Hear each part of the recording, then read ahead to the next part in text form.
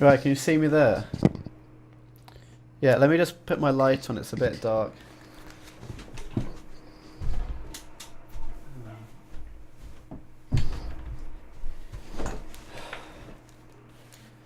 Okay, yeah, that could be quite nice. So my name is Ivan and I'm a mediator. I live in the US and basically what I do is I'm just a neutral party that helps resolve issues. Cool. And is that your job? I do it a lot. I've booked a lovely dinner at a nice sort of restaurant, Hmm. like a pizza restaurant or something. And I've told my friend that I want to get there for 7:12. Um, bang on the dot. I sit down, I get to the restaurant, lovely atmosphere, and my friend doesn't get there till 7:38. Hmm. Like, what's up with that? Okay. So I'm gonna go in a different room.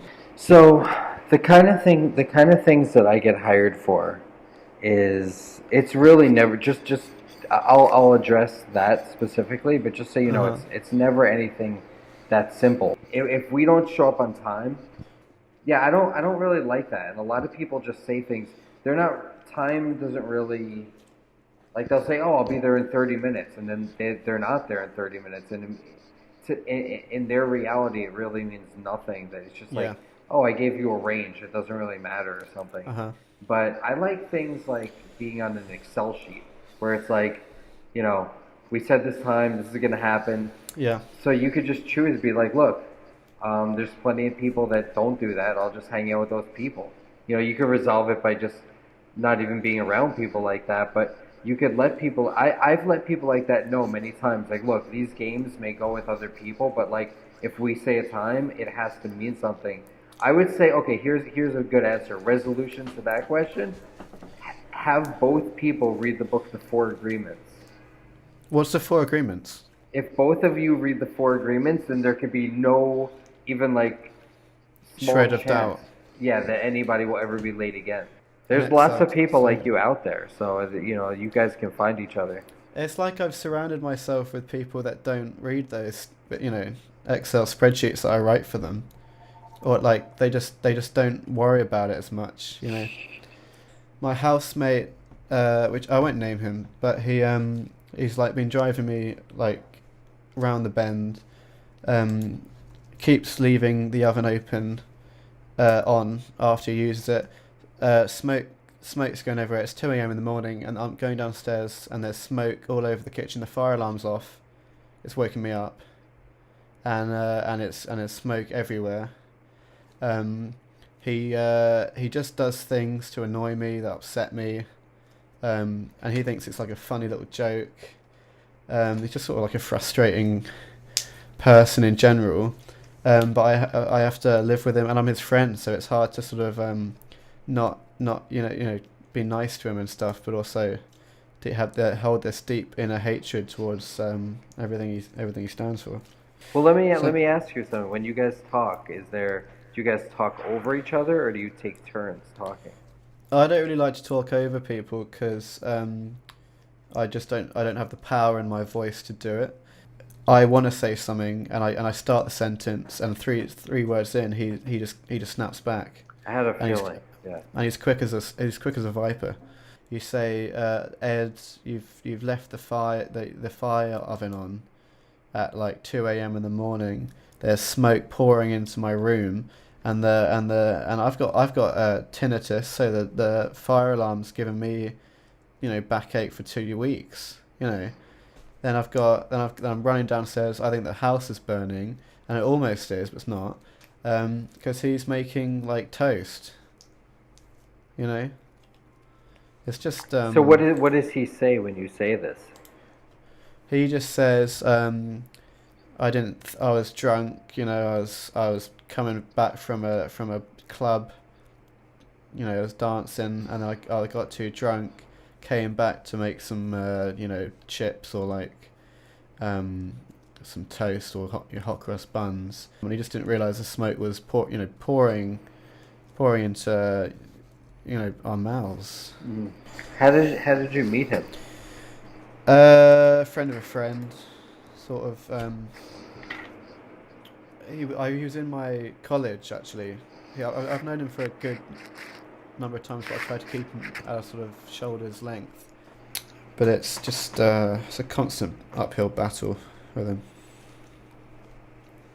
Well, it doesn't have to be. If we can get this guy on the phone at some point, I think we can work it out. It's just difficult. I can move on if you'd like. I would love to. I love bullies. I would love to talk to a guy like this. Yeah, I think We, that'd be interesting. let's ramp it up.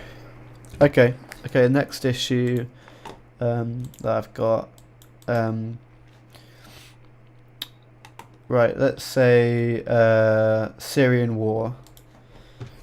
You've got um, two sides to a seemingly endless battle, a conflict that seems to have no end.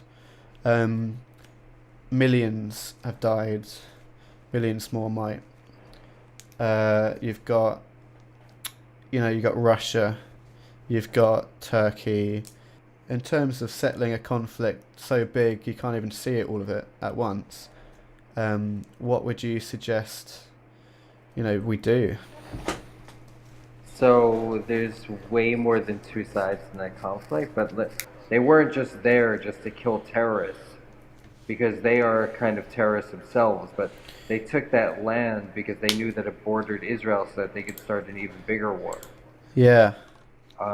Well, there's a breakdown of communication, and in most instances, and they don't really understand each other. Like when you read one side and you read another side, they really don't understand each other's side so much. They're not interested. They're interested in like squashing them like a bug. They almost have to kill each other to the point that they're willing to communicate, because right now they just do not. Without communication, you can't resolve anything. So they're having to kill each other to be able to communicate with what they're saying.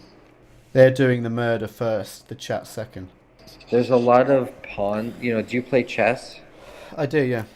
So there's a lot of pawns in this game that very rarely get talked about. That conflict, the way I would resolve it would just be basically everybody stop. Let's have a giant loudspeaker that just calmly explains both sides.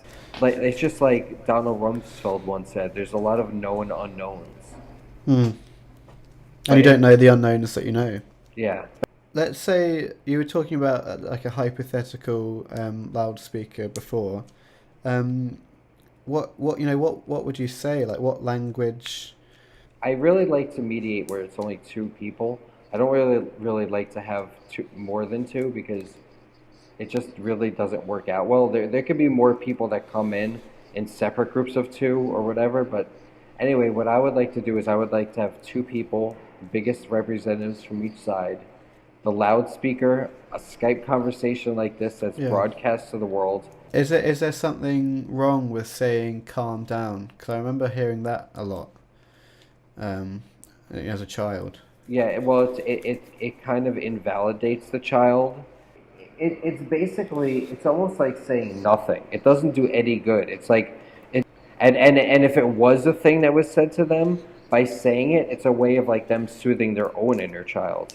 Yeah, I don't know about your situation, but it could also be the parents' fault. Like if they give them like soda or something that makes the child crazy, and then the Yeah. child's hyper, and like calm down, calm down. It's like you're not Yeah. even making the association that you did this. You fed me, that the drink that did that. You know, it was your bottle. People that are in long-term relationships don't both read the book The Four Agreements, and they also they what I mean by that is they don't create parameters for their relationship. So that's where violations of trust happen. If you cover all the things in advance, if you do this, if you tell me 7:30 when it was 7 o'clock, that's a violation of trust. I'm telling you on day one that's not going to work with me. Yeah. Yeah. We may have to continue this later.